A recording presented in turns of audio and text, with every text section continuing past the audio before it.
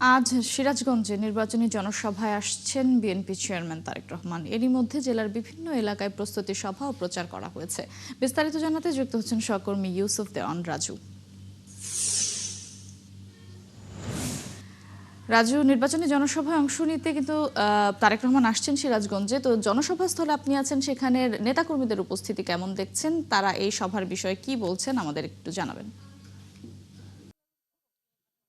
মটুসি দীর্ঘ ২০ বছর পর উত্তরবঙ্গের প্রবেশদ্বার হিসেবে খ্যাত সিরাজগঞ্জে কিন্তু আজ নির্বাচনী জনসভায় যোগদান করবেন বিএনপির চেয়ারম্যান তারেক রহমান। এই তারেক রহমানের এই আগমন উপলক্ষে সিরাজগঞ্জের নেতাকর্মীদের মধ্যে কিন্তু ব্যাপক উৎসাহ বিরাজ করছে। শুধু তাই নয়, সাধারণ মানুষও কিন্তু তারেক রহমানকে দেখার জন্য সকাল থেকে কিন্তু এই সমাবেশ স্থলে আসছেন।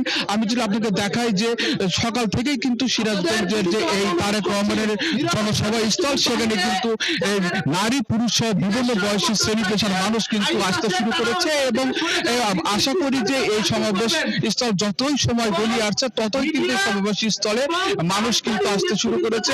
আশা করা যায় যে দুইটার মধ্যে কিন্তু এই যে সিরাজগঞ্জের কৃষি শিল্প নগরী, এই ৪০০ একর জায়গার উপরে প্রতিষ্ঠান, সেটা কিন্তু কানায় কানায় ভরে যাবে এবং এই সমাবেশকে সফল করার জন্য বিএনপির পক্ষ থেকে, প্রশাসনের পক্ষ থেকে ব্যাপক প্রস্তুতি গ্রহণ করা হচ্ছে।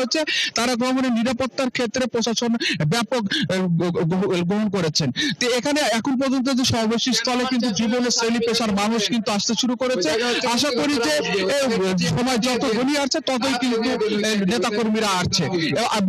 জেলা বিএনপির দায়িত্বশীল নেতা আমাদেরকে জানিয়েছেন যে এই অনুষ্ঠানে প্রায় ২ থেকে ২.৫ লাখ মানুষের কিন্তু উপস্থিত হবে এবং সমাবেশটি এই জনসমুদ্রে পরিণত হবে, এমনটাই কিন্তু তারা বলছেন। তবে সময় যতই আসছে ততই কিন্তু বিভিন্ন অঞ্চল থেকে মানুষ কিন্তু এই সমাবেশ স্থলে আসছে।